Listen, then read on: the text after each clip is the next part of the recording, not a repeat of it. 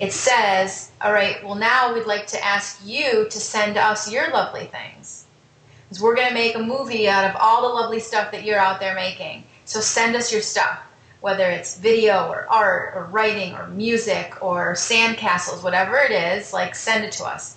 So I didn't know if that was going to work. Like, I didn't know if this was, you have to remember, this was still 2 years ago, like before the sort of boom of crowdsourcing and all that kind of stuff that's so prevalent now. Like, the idea of reaching out to the universe that way and bringing it back was not really a model yet, or a mainstream model.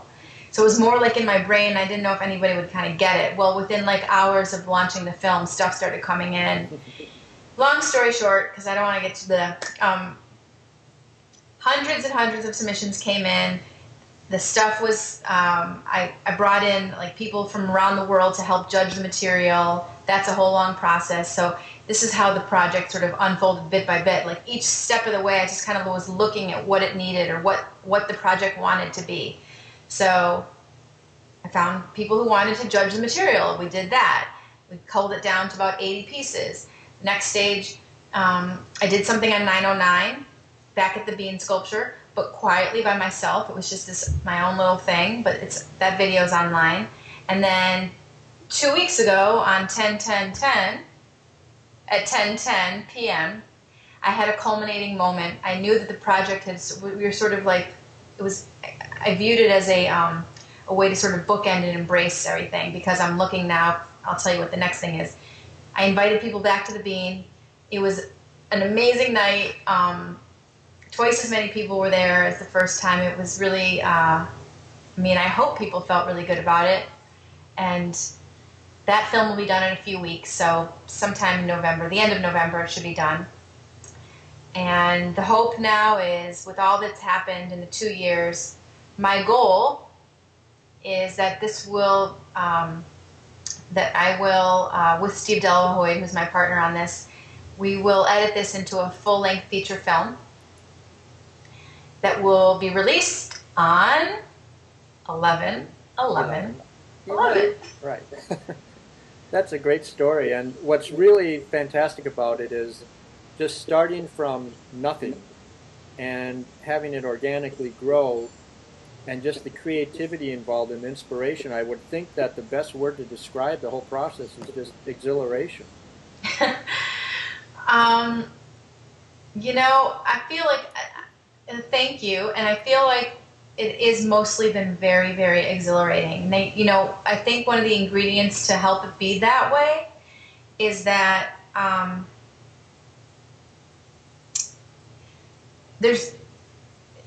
the world is not waiting for me to do anything with this. There's no studio waiting for me to give them an answer.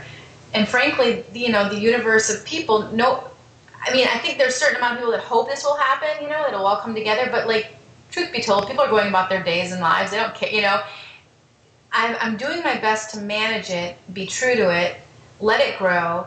I take it seriously. I love it. I respect it. I feel grateful to have fallen into this thing. I just want to serve it well, and I want to see it come to be, but I'm just allowed to let it kind of be. And so each chapter has been really fun. It's been a lot of work, but I think exhilarating, joyful, those are accurate descriptions. I should point out one thing that was really fun about 10:10. In the video invitation, which is online, that's how people knew about it, Beckoning of Lovely 10:10:10, you can see it. And it tells people what to do, when to go, all that, and it says, please, the one thing that we do ask is that you all come wearing a white t-shirt with your name on the front and the Beckoning of Lovely 10:10:10 on the back. So I'm wearing that shirt right now. Here's my front. Excellent. Here's the back. Can you see? I can see, yeah, stand up a little bit.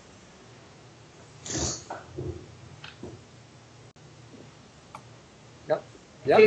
Anyways, and I did that because I wanted people to immediately, obviously, be able to connect with one another. Uh-huh. And I have to tell you, it was like one of my favorite parts of the night was just hundreds and hundreds of people dressed like this and calling one another by name. That's a great way to connect people. And let me ask you, on this project, overall, do you feel that you chose it or it chose you? Oh gosh, that's such a good question. I mean, I don't know. You know, was it there in the universe waiting to be plucked? I don't know. It's, I mean, there's a whole other story about even the title of The Beckoning of Lovely, which, I can mention this now, which is, when I made the film that I talked about, the 17 Things I Made, and invited people to come to the Bean,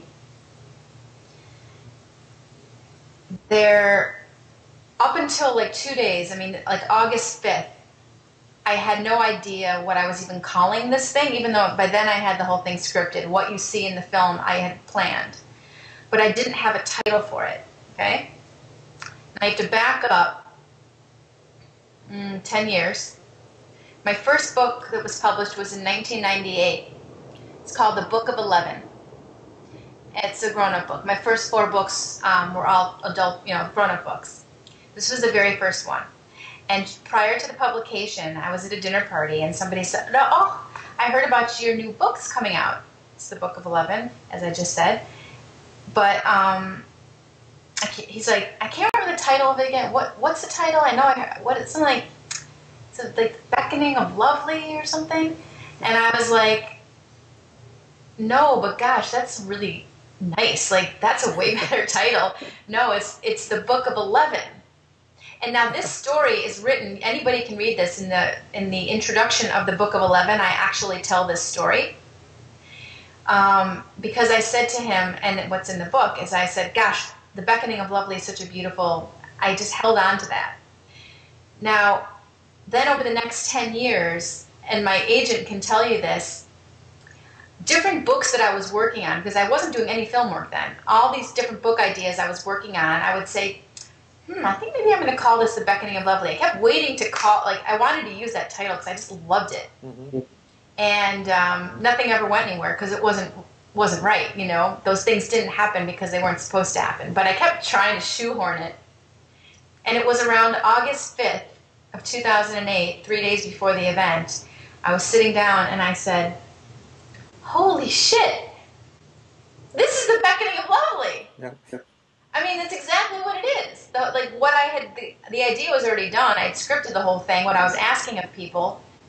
I'm like I can't even believe it took me that long to figure it out, So I feel like when you ask that question,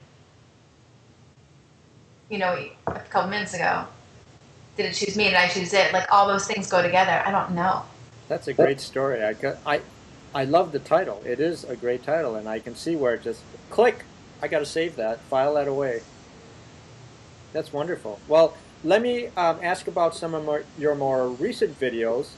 Let's start with The Money Tree. I watched that last night. It went viral this summer. How did that come about? It going viral or doing the video?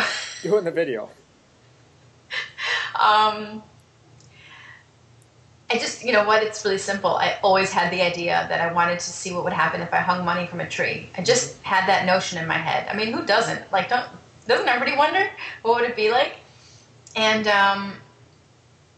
then I was in a zone this summer where I was, because of the blog, the Mission Amy KR thing, where I'm doing these things weekly, I was in a mode of like trying to take all these ideas. I mean, I've got a bunch more coming out and things like this, that just stuff I want to do, like now's the time, I'm going to do it. And it's not that difficult, I mean, what did I have to do? I got $100 bills from the bank and hung them with paper clips from the tree and stood back and watched. So it wasn't complicated. And I just was really surprised by the results, I couldn't believe it.